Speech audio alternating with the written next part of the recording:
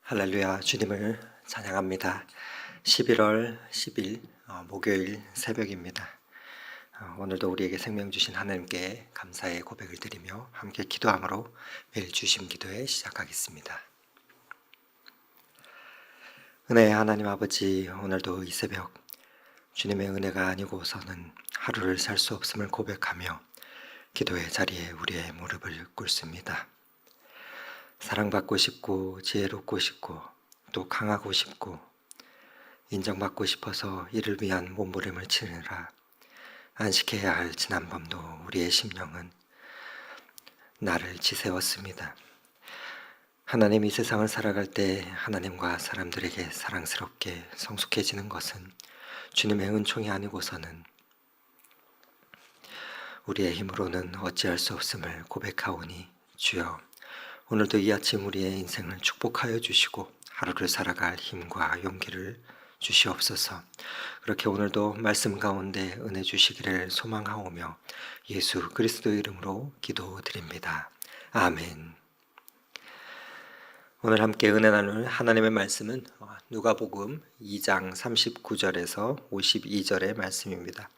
오늘 함께 은혜 나눌 하나님의 말씀은 누가복음 2장 39절에서 52절의 말씀입니다. 하나님의 말씀을 봉독해 드립니다. 주의 율법을 따라 모든 일을 마치고 갈릴리로 돌아가 본 동네 나사렛에 이르니라. 아기가 자라며 강하여지고 지혜가 충만하며 하나님의 은혜가 그 위에 있더라. 그의 부모가 해마다 유월절이 되면 예루살렘으로 가더니 예수께서 12살 되었을 때에 그들이 이 절기의 관례를 따라 올라갔다가 그 날들을 마치고 돌아갈 때 아이 예수는 예루살렘에 머무셨더라. 그 부모는 이를 알지 못하고 동행 중에 있는 줄로 생각하고 하룻길을 간 후 친족과 아는 자 중에서 찾되 만나지 못하며 찾으면서 예루살렘에 돌아갔더니 사흘 후에 성전에서 만난즉 그가 선생들 중에 앉으사 그들에게 듣기도 하시며 묻기도 하시니 듣는 자가 다 그 지혜와 대답을 놀랍게 여기더라. 그의 부모가 보고 놀라며 그의 어머니는 이르되 아이야, 어찌하여 우리에게 이렇게 하였느냐? 보라, 내 아버지와 내가 근심하여 너를 찾아노라. 예수께서 이르시되 어찌하여 나를 찾으셨나이까? 내가 내 아버지 집에 있어야 될 줄을 알지 못하셨나이까? 하시니 그 부모가 그가 하신 말씀을 깨닫지 못하더라. 예수께서 함께 내려가사 나사렛에 이르러 순종하여 받드시더라. 그 어머니는 이 모든 말을 마음에 두니라. 예수는 지혜와 키가 자라가며 하나님과 사람에게 더욱 사랑스러워 가시더라. 아멘.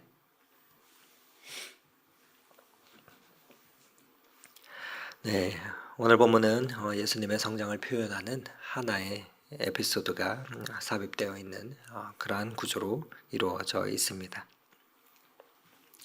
그래서 이 단락은 예수님의 유년 시절이다라는 그러한 제목이 붙어 있기도 합니다. 그 내용은 예수님께서 12살 되었을 때 예루살렘 성전에 올라가서 하나님께 예배드린 내용으로 기록되어 있는데, 복음서 중에서는 예수님의 소년 시절에 대해서는 오직 누가복음 이곳에만 기록이 되어 있습니다. 예수님은 육신의 부모인 요셉과 마리아가 소년이었던 예수님과 예루살렘에 올라갔다 예수님을 잃어버린 후 당황하여 다시 예수님을 찾아 나서며 또 나사렛으로 내려와 다시 정상적인 생활을 하는 그러한 내용이 오늘 말씀의 스토리입니다. 그런데 이들이 예수님을 잃어버렸다 하였지만 잃어버린 것은 아니고 예수님께서 의식적으로 예루살렘에 머무셨던 것을 우리는 보게 됩니다. 그리스도인은 한번 우리의 심령이나 우리의 가정에 그리스도를 모신 후엔 잃어버리는 일이 없습니다. 우리가 예수님을 영접한 이유는 이후에는 예수님은 우리를 잠시도 떠나지 않으십니다. 그러나 우리 자신이 주님을 잃어버린 것처럼 또 주님이 떠나버리신 것처럼 그렇게 느낄 때가 있습니다. 마리아와 요셉도 예수님을 잃어버린 것처럼 그렇게 느껴져서 또 찾으려 고생하고 또 걱정하며 다니다 예루살렘에 올라가 예수님을 만나게 되지요. 그러면서 다분히 원망스러운 소리로 아이야 어찌하여 우리에게 이렇게 하였냐 하며 책망스러운 비슷한 말을 합니다. 우리들도 어느 때는 마치 하나님께서 나를 버리신 것처럼 느껴져서 주님께 이러한 원망스러운 말을 할 때도 있습니다. 그러나 이는 우리가 예수님을 중심으로 하지 않고 우리 자신이 중심이 되어서 그 길을 오고 갔기 때문에 예수님을 잃어버린 것처럼 그러한 상황을 맞이하게 되는 것입니다. 우리가 이 땅을 살아가는 동안 그리스도가 우리의 삶의 중심이 되어야 하는데 그리스도를 우리의 심령에 모시지 못하고 다른 세상의 것이나 물질이나 우리의 삶의 관심이나 또 자식이나 일터에 우리의 마음이 다 빼앗겼을 때는 우리 자신도 모르는 사이에 주님과 우리의 거리가 멀어져 보이는 것을 느끼는 때가 있습니다. 그러므로 요셉과 마리아가 경험했던 이러한 일을 통해서 우리가 배울 또 교훈과 또 기도의 제목을 찾는 또 그리고 기도하는 그 시간이 되면 참 좋겠습니다. 오늘 본문은 이렇게 시작하며 예수님의 어린 시절을 표현하고 있습니다. 40절의 말씀을 다시 한번 읽어드립니다.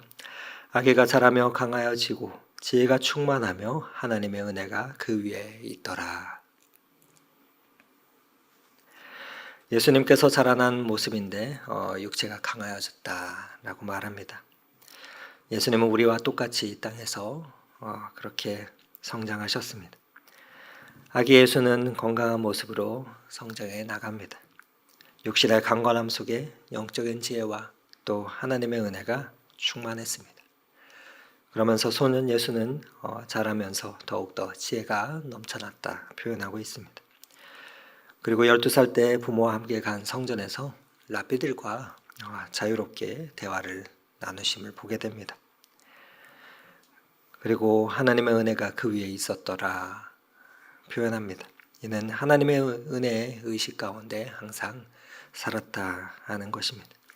그는 어릴 적부터 하나님께서 자신을 세상에 보내심과 또 하나님의 그 일을 위해서 이 땅에 보내셨다라는 그 의식을 가지고 자란 것입니다. 오늘 본문 하반부에는 내가 아버지의 집에 있어야 할 줄 알지 못하셨나이까 하신 것을 보면 분명히 하나님께서 보내신 그 사명의식을 가지고 지냈음을 성장했음을 우리는 알 수 있습니다. 그렇기에 한 번도 방황 없이 바르게 자라셨습니다. 예수님은 우리의 믿음의 대상이자 그렇게 우리의 모본의 대상이 됩니다. 오늘 본문에 이렇게 성장한 예수님이 6월 절기가 되어서 예루살렘에 올라갔다 돌아오는 길 가운데 있었던 그 에피소드를 통해서 우리가 어디에 있어야 하는지를 알려주고 있습니다. 그들에게 무슨 일이 생겼습니까? 42절에서 45절의 내용들을 다시 한번 말씀드립니다. 예수께서 12살 되었을 때 그들이 이 절기의 관례를 따라 올라갔다가 그날들을 마치고 돌아갈 때 아이 예수는 예루살렘에 머무셨더라. 그 부모는 이를 알지 못하고 동행 중에 있는 줄로 생각하고 하룻길을 간 후 친족과 아는 자 중에서 찾되 만나지 못하며 찾으면서 예루살렘으로 돌아갔더니 절기가 끝나 집으로 돌아가는 중에 요셉과 마리아는 하루가 지나고 나서야 아들 예수를 잃어버렸다는 것을 깨닫게 됩니다. 예수님은 어디에 계셨습니까? 성전에 머무셨습니다. 그런데 부모는 그 예수가 동행하는 줄로 생각하고 그 실수를 범한 것이죠. 예수님을 잃어버렸습니다. 부모는 날들이 맞춰졌기 때문에 돌아가자 하며 별 특별한 생각 없이 일행들과 함께 출발하였을 것입니다. 그때는 같은 마을 사람들이 같은 지역에 있다 같이 무리를 이루어서 다녔기 때문이죠.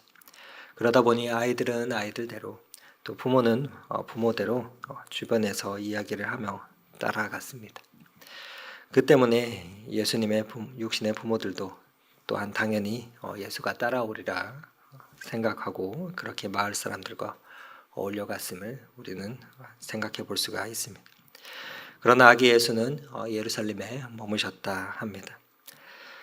예수님께서는 우연히 그렇게 남아 있었던 것이 아니고 의식적으로 예루살렘에 남아서 하나님 앞에서 그 말씀을 듣고 토론하며 그 말씀을 나누는 교제를 하고자 했음을 보게 됩니다. 이때 만약 예수님의 그 부친과 또 모친이 예수님을 중심으로 행동했다라면 분명히 예수님을 예루살렘에 놓고 성전에 놓고 갈 일이 없었을 것입니다. 그러나 자신들의 습관대로 자신들의 생각대로 그렇게 생활하다 보니 예수님을 잃어버린 것입니다. 오늘날 많은 성도들 중에서도 그렇게 예수님과 동행하는 줄로 착각하는 사람들이 있습니다. 내가 그래도 오랫동안 신앙생활을 했는데 내가 교회에서 직분이 무엇인데 내가 왕년에 어떠한 사역들을 감당했었는데 내가 누구인데 그러나 그러한 것들은 우리의 직분이나 우리의 이력은 주님과의 동행을 보장하지 않습니다. 늘 우리는 주님께서 우리의 곁에 계신지 깨어서 날마다 살펴야 합니다. 예수님을 잃어버린 이들이 예수님을 찾아가는 방법이 어떻습니까? 예수님을 이렇게 찾아갑니다. 44절에 보면 친족과 아는 자 중에서 찾아갔다라고 말합니다. 물론 이는 상식적인 부분이죠. 그러나 예수님을 친족과 아는 자 중에서 찾을 것이 아니라 예수님께서 있을 만한 곳이 어디인가 생각하며 그곳에서 찾아야 합니다. 때로 우리들도 주님과 거리가 멀어졌다 깨달을 때가 있습니다. 그때 점검했을 때 이들은 아이를 잃어버렸구나 하는 그 사실을 알았을 때 친족과 아는 자 중에서 찾았지만 그 찾을 길이 없음을 이들은 알았습니다. 그래서 찾으면서 예루살렘에 돌아갔더니 돌아가면서 할 수 없이 원점으로 돌아갔지요. 그러면서 45절에 보면 만나지 못함에 찾으면서 예루살렘에 돌아갔다라고 표현을 하고 있습니다. 우리들도 문제가 터지면 원점으로 돌아가야 합니다. 적당히 어물쩍 넘어가는 것이 아니라 그 원점을 우리가 돌아봐야 됩니다. 그 원점이 어디입니까? 우리가 주님과 멀어졌다 생각할 때, 주님과의 관계가 멀어졌다 여겨질 때 그 원점을, 주님과의 만남의 원점은 말씀으로 돌아가야 합니다. 성전으로 돌아가야 합니다. 그 가운데서 우리는 주님을 다시금 만나게 됩니다. 요셉과 마리아는 결국 예루살렘까지 돌아갔습니다. 그리고 성전에서 예수님을 다시 만나게 됩니다. 예루살렘에서도 한참을 찾다 이들은 사흘 만에 예수님을 만나고 있음을 보게 됩니다. 그렇게 예수님을 만나면서 어머니 마리아는 이렇게 표현하죠. 아이야 어찌하여 우리에게 이렇게 하였느냐 보라 내 아버지와 내가 근심하여 너를 찾았다라고 말하며 그러한 불편한 감정을 표출합니다. 그에 대해서 예수님이 이렇게 대답하시죠. 49절에 어찌하여 나를 찾으셨나이까? 내가 네 아버지 집에 있어야 될 줄 알지 못하셨나이까? 말씀합니다. 예수님은 성전을 가리켜서 내 아버지의 집이라 말씀하십니다. 어떠한 마음으로 이러한 표현을 하셨나? 마리아가 말하는 내 아버지와 예수님께서 말씀하시는 내 아버지는 다른 아버지이죠.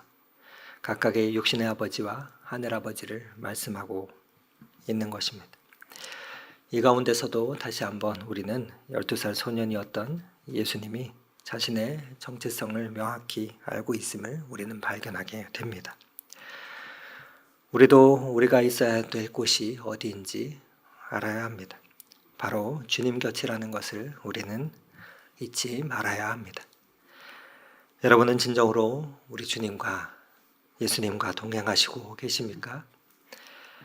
꽤나도 오래전 예수님을 잃어버린 채 지내며 그 사실조차 느끼지 못하는 것은 아닌지요. 만약 그렇다면 우리는 다시금 원점으로 돌아가서 말씀으로 돌아가서 성전으로 다시 나아가 우리는 주님을 만나야 합니다. 주님을 찾아야 할 것입니다. 이런 사건이 있은 후에 예수님은 부모와 함께 나사렛에 다시금 이르릅니다. 그리고 삶을 또 진행해 나갑니다. 비록 부모가 예수님이 하신 말씀을 깨닫지 못했다. 50절에 말합니다. 그러나 예수님은 부모를 존경하고 존중합니다. 하나님의 아버지를 섬기며 육신의 아버지에게도 소홀하지 않는 그 모습을 보여줍니다. 우리의 모습은 이와 같이 예수님과 같이 균형 있는 삶의 성장을 이루어야 할 줄 믿습니다. 그렇게 주 안에서 부모에 순종하며 또 하나님께서 세우신 가정의 질서를 세워 가십니다. 그렇게 자라간 어린 시절의 예수님의 모습을 누가는 마지막에 한 절로 요약하며 표현하고 있습니다. 52절의 말씀을 저와 여러분이 한 목소리로 읽도록 하겠습니다.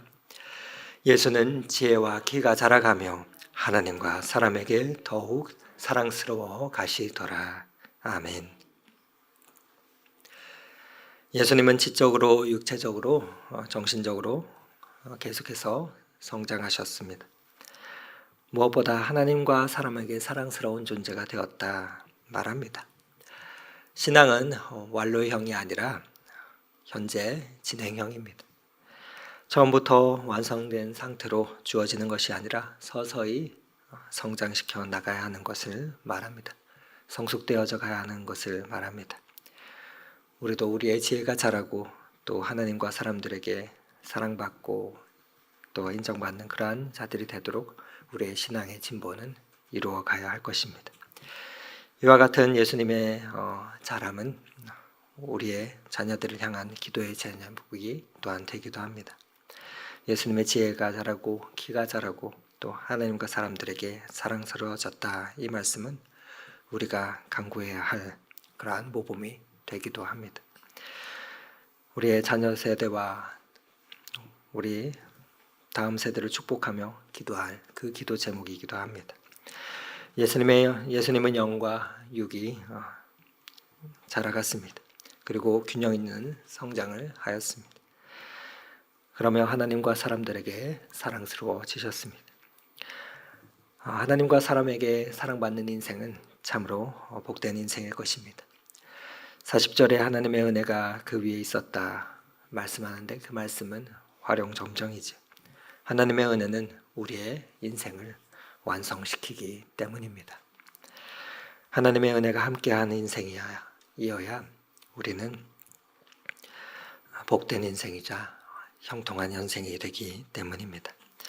바라기는 이 새벽 주님 앞에 나와 간구한 우리의 삶과 우리의 자녀들 세대에게 이러한 은혜가 있기를 간절히 기도합니다. 오늘도 하나님의 그 은총 가운데서 살아가며 하나님의 하늘의 복을 받는 그러한 복된 하루가 되시기를 오늘 이 말씀을 의지하며 축원을 드립니다. 다 함께 기도하시겠습니다.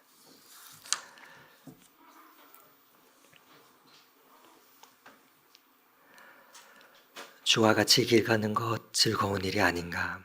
우리 주님 걸어가신 발자취를 밟겠네. 한 걸음 한 걸음 주 예수와 함께 날마다 우리는 걸어가리.